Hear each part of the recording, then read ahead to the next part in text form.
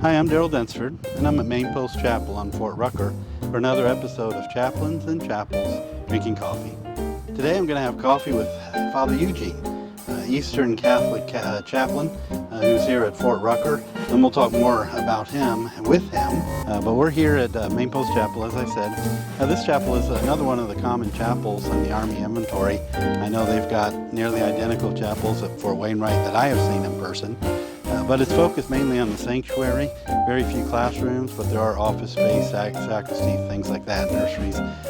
But not a lot of classroom space unless you have a building next door. They're nice chapels. They've got a pyramid-shaped ceiling, so it kind of focuses you heavenward. This particular chapel is where the Catholic services are held, and Father Eugene is Eastern Catholic. We'll talk more about that in a little bit. Hi, I'm Chaplain Khomyn, and this is Chaplains and Chapel Drinking Coffee. Why don't you go first? Yes, Do you drink much coffee? I do. But by the way, I didn't have coffee this morning. Oh, really? So this you need it. Yeah. So you drink a lot of coffee, generally? Yeah, one cup a day. Sometimes, espresso in the afternoon, or just regular coffee. Yeah. I try to just do one a day in the morning, but then sometimes I start dozing off of work, so I have to drink another one, and sometimes another one. Right, well, let's go have a seat. Let me just.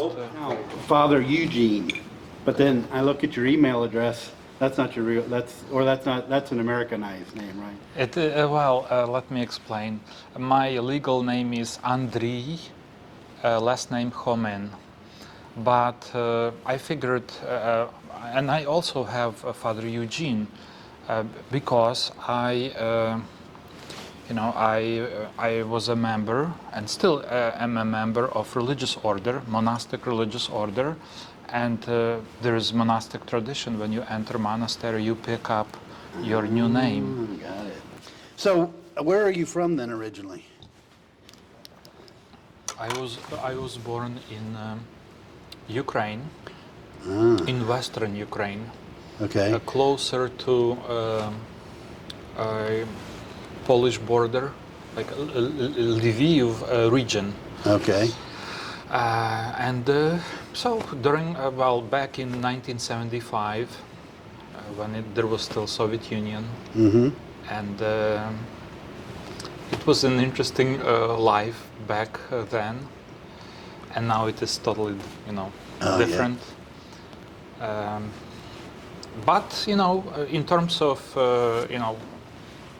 communist state, communist country, no religion. You have to follow, parties, Right. kind of, philosophy, and all the rules. And I come from very simple, small village. Okay. Strilkiv, the name of the village is. Stilkiv? Strilkiv. In small villages, people did not have the same pressure, did not experience, in my opinion, strong persecution as it was in bigger towns and cities. So we enjoyed more freedom. We still had, a parish church in our village. Of course, there was, my church is Ukrainian Catholic Church. Right. But back during Soviet Union time, our church was underground, was persecuted. And so there was Orthodox Church,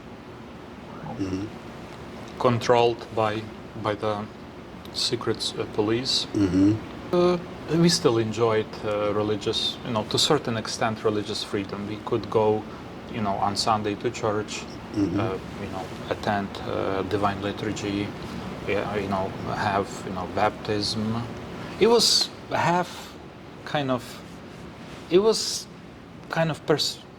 faith was persecuted, but there were some moments that you could enjoy. It depends who was your pastor. I heard you were in the Ukrainian army? Yes. As a regular soldier? As a regular soldier, every male in Ukraine, is drafted when he completes 18 years of age. He's drafted to serve in to do military service for I think now it is 1 year or 1.5. When I in 1993, when I was called to join army, it was 2 years of obligatory service, and it was interesting time because Ukraine just became independent. Just received, there was a referendum, and Ukraine declared its independence, and it was transitional time. Still was very difficult time because you have a lot of officers. They don't know. They lived in Ukraine with their families, and now Soviet Union collapsed. Different republics declared their independence of the former Soviet Union, and army was kind of split. We don't know. Some officers supported this idea, and went back to their place of origin, and wanted to be Ukrainian officers, Ukrainian military. Right. Some of them, when I joined army, we had officers who did not accept, like my company commander. He was from Chechnya. His background was Chechen, from Caucasian mountains. Right. And he strongly supported Soviet Union, and he wouldn't even acknowledge Ukrainian flag. It was there was a lot of different movements, different camps. Yeah. Wow. So Interesting. interesting. Yeah. So what was your job? My job was I joined National Guard, but it was called внутрішні війська. We got call it, yeah. we call it in Ukrainian or in Russian внутрішні війська. It means basically internal army, army that is responsible for to bring order in the country. And the job of our regiment, the mission of our regiment was to protect military facilities, military factory that produced ammunition. That lasted 9 months. My MOS, Right. I was just simple soldier, private, and my job was to guard perimeter. But then I volunteered to become army cook. Really? I did not have any experience in cooking. I had a crash course in culinary, 1 week, and then Wow. and then I started cooking for 35 people. So you had to cook from scratch. It's not like they from gave scratch. you Right. They would like give it wasn't me- like sea rations or anything, but you had to start. Right. I would go to what do you call it, to store. I get food supplies and then cook. Yeah. Make up, make up a menu. First dish, second dish. Right. Yeah. For 35 soldiers. For you cooked 35 for. soldiers. 3 meals a day. Ah. It was great. It was. I enjoyed it very much. Did you? Yeah. Does the Ukrainian military have a chaplaincy? Yes. Now we have chaplaincy. Mm. Very, very. Did they when you were in? No. Okay. We had just a local priest who would come, like when we would take an oath of office. He would come and do invocation of prayer and bless us with holy water. Right. But now we have officially chaplains in our military. Okay. And I follow, I know some of the chaplains from Ukrainian army. And I see they are in contact with United States chaplains, receiving some training, some experience, learning chaplains from Canadian army. So there is very close cooperation and That's training good. and and learning. That's good. Do you know if they have, is it primarily just Ukrainian Catholic chaplains, or are there other faith groups? Or do you know? There are other faith groups. There are Ukrainian Catholic chaplains. There are Ukrainian Orthodox chaplains. I'm not sure about Protestant chaplains. It could be also, but those two groups for sure. Okay. Ukrainian Orthodox and Ukrainian Catholics. So when did you leave the Ukraine? I left Ukraine. I came to United States in 1999 as a seminarian. I just finished my training in we call it a novitiate. Okay. When you enter religious order, you go through basic training. You go through, you are introduced to monastic way of life, and you have to learn basic things. And then you finish, then you receive your monastic habit. And when it's a canonical year of this 1 year of novitiate. It's called canonical year. And then you make your first vows, monastic vows of poverty, obedience, and chastity. It's a long tradition in the church. I finished novitiate. I finished this basic training in monastic life, and I was sent with three brothers from my religious community. I was sent to United States to study English, to begin studies in philosophy and theology here in the States. Yes. Okay. So what seminary did you attend? I attended seminary in Detroit, Orchard Lake Seminary, St. Cyril and Methodius Seminary of Orchard Lake. It is part of Archdiocese of Detroit. Before we even started our undergraduate studies, we had to learn English, and I did not speak English zero at all. Wow. Zero, but, good morning, goodbye, and just a few basic words when I came here, but no proficiency in English.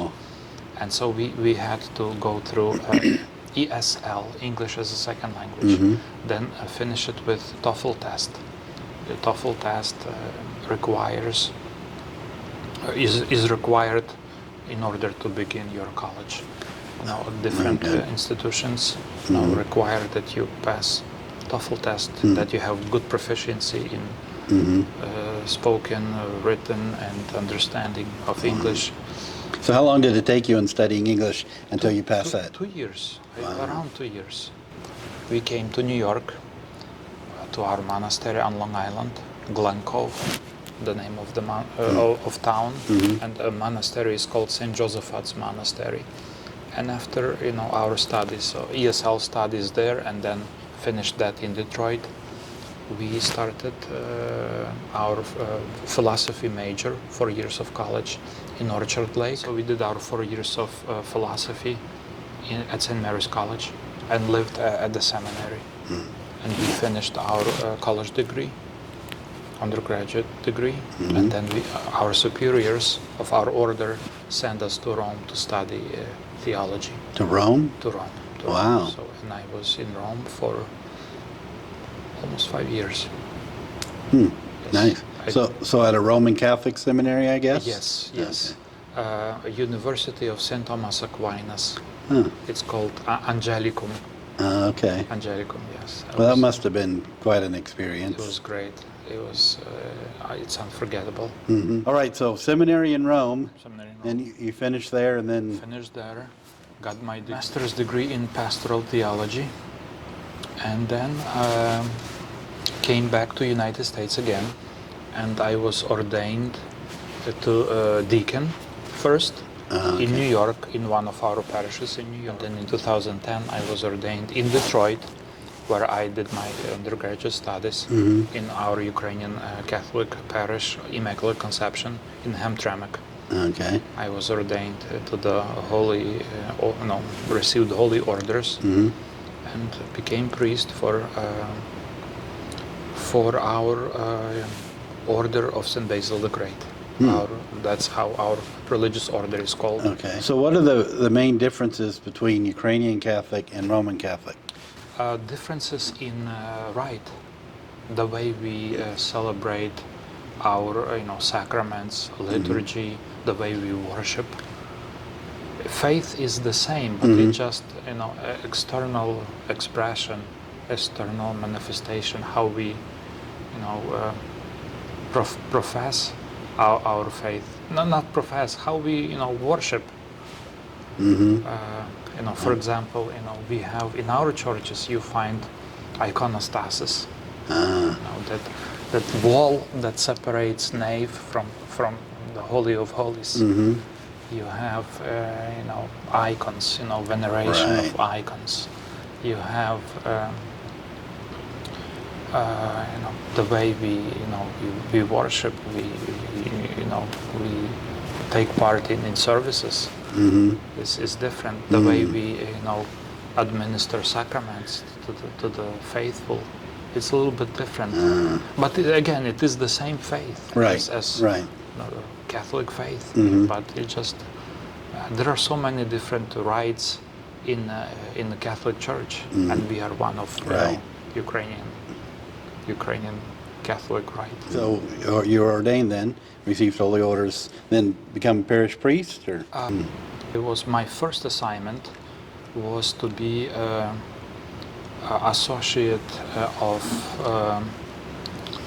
Master of Novices at our mother house in Glencoe, St. Joseph's Monastery. Okay. So that monastery serves as a novitiate, as a training, initial training for potential candidates to monastic life. Father Leo, God rest his soul, he died.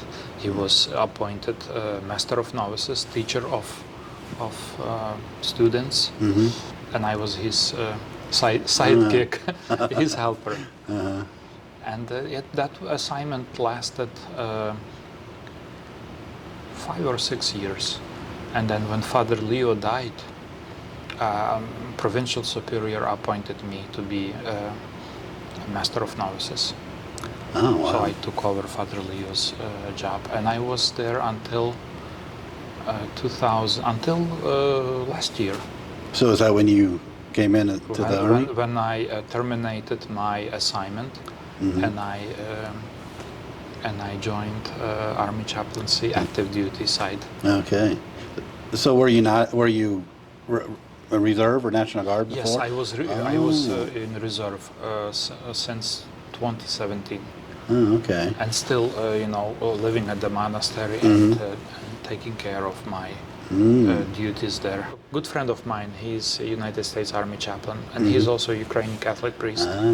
So he spoke to me about this ministry and gave me contact information of Archdiocese for Military Service, and I attended one of retreats that Archdiocese for Military Service organizes back in 2016. For prospective chaplains? For prospective chaplains. Okay. We had an opportunity during those days, so retreat days, to visit different military posts around Washington, D.C., United States Army, Navy, Air Force. Yeah. Marines. Yes, thank you. Marines. And again, spoke to soldiers. We had some of the chaplains spoke to us. And very interesting that Father Doring, Father Chris, he was at that in 2016, and he was chaplain at Fort Belvoir. We came to that garrison, and we met with families, with soldiers, and Father Chris was there, and he spoke to us about his Army chaplaincy experience. When I came here, I took a look at him, and then I said, "Oh, I have met Father Chris before."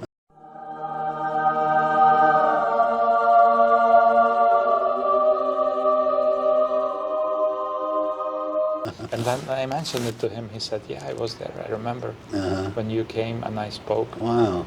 Father Doring, by the way, Chaplain Chris Doring, he's a brigade chaplain here at one of the brigades at Fort Rucker, also the senior Catholic chaplain for the Catholic parish on Fort Rucker. So that's who Father Chris is he's talking about. Yes, yes. Yeah. Well, that's pretty neat. Small world Small kind world, of thing. small world. I received my orders in February Of this year? Of this year. So this is your first assignment This active is my duty? first assignment of active Okay. duty. Yes. Okay. So, So how has your experience been so far as a chaplain in the United States Army? you know, if you ask me 10 years ago, or when I became priest, I never thought I would Yeah. I would join, military, Right. United States Army. I was delighted, it's for me, priest, but be a Catholic priest in the United States military. I thought that was a great idea. Great opportunity to learn, to grow, to help our soldiers. In 2017, July 17, I took an oath of office and became Army Reserve chaplain for Army Reserve. And was until February of this year. At the end, you serve God and country. You serve soldiers. You have to do the same work, no matter what branch you serve. Right, right. So this is your first assignment, active duty assignment. Yes. What have been some of your greatest challenges? To integrate, to kind of fit in. Army side. Okay. Kind of, I lack that experience. Like the staff work, Staff the military. work, right, staff work. Okay. Yes, I still lack that training, that experience. Okay. But pastoral side, I feel more comfortable because I was involved. That's what you do, right? Right. But I thank God I have great mentors. My brigade chaplain, Major Schubert.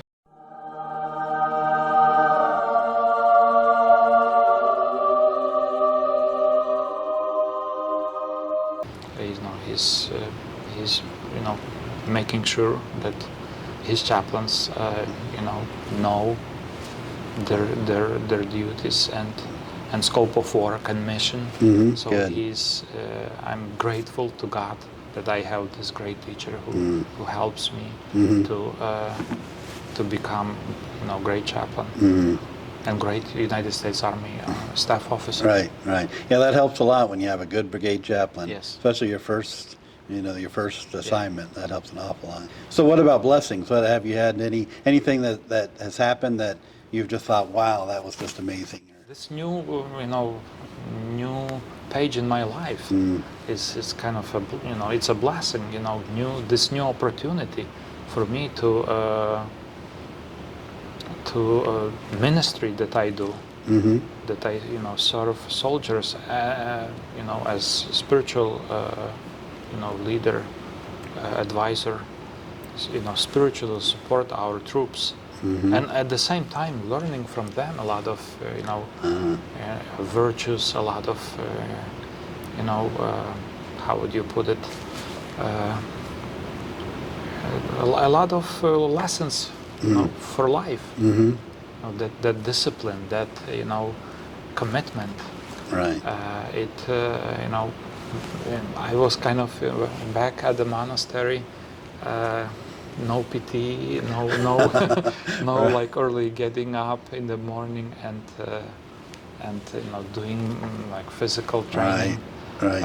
And it was more relaxed. But here there is a schedule. There are demands. There is this readiness, physical, emotional, spiritual, that you have to be ready at all times. Right. And train yourself. And I love it. I appreciate it. I need it. That's good. And it just helps me to become a better person. I'm so grateful to God for this, for His providence, that I'm a United States Army chaplain. Very, very blessed. That's great. That's really neat. And it's a new page in my life. I'm more responsible, more independent. Mm-hmm. There are some new, I would say more kind of, because I lived in a community, which was also God's blessing. You live in a monastic community. Right. I had my responsibilities, but here is, different, and also more responsibilities, and so I'm grateful to God for that. That's great. That's really good. I'm praying that and relying on God's grace and help to continue my mission, to be a good a holy priest, to be a good chaplain for our soldiers, to be there when they need you to support them, and persevere in that commitment. So, but also kind of a few impressions that made impact on me. My 2 months or almost going on 3 months of my active duty chaplaincy experience. I appreciate our soldiers, officers, or enlisted. They're being so professional, so respectful. So I just take this as a learning for myself, Right. and look up to them for them, that they are so professional, so disciplined, and it just pushes me to follow that example. Yeah. Also like example of their religious aspect of them, or this Catholic community here on post. People are so religious, so devout. Also made great impression on me. That it's something to look up to and to follow.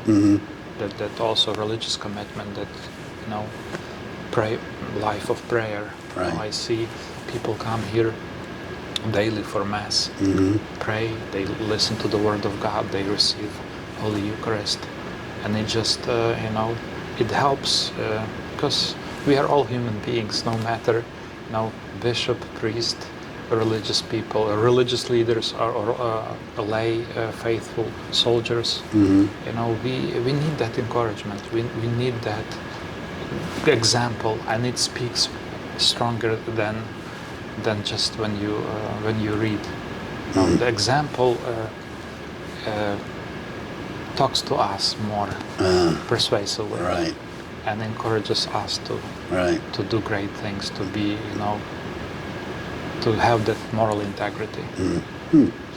That's good. That's There is insightful. another important kind of observation and remark that I would like to add to those impressions that I received. My initial experience of active duty chaplaincy. That spirit of brotherhood among chaplains. We are from different religious traditions. And multicultural, multi-religious, but there is that, we call one another brothers. Now that also kind of, I felt that warmth, that welcome, that support, which is very important. I hope we continue that in that attitude, in that spirit, Right. Supporting one another, and it made me feel like a big family. And the Protestant chaplains, Catholic chaplains, different. So that part, and again, example of our senior chaplains, our mentors, that they and professionalism that they show to us younger, those who begin our career as Right. army chaplains. Right. It's just wonderful, and I'm grateful to God for this opportunity to be with this professional people, with this holy people, and learn how to how to serve our soldiers and just good. learn for life lessons. Right. Great. So- That's good. Thanks for sharing that. I want to thank Father Eugene for being my guest on Chaplains and Chapel Drinking Coffee. I appreciate the time we spent together.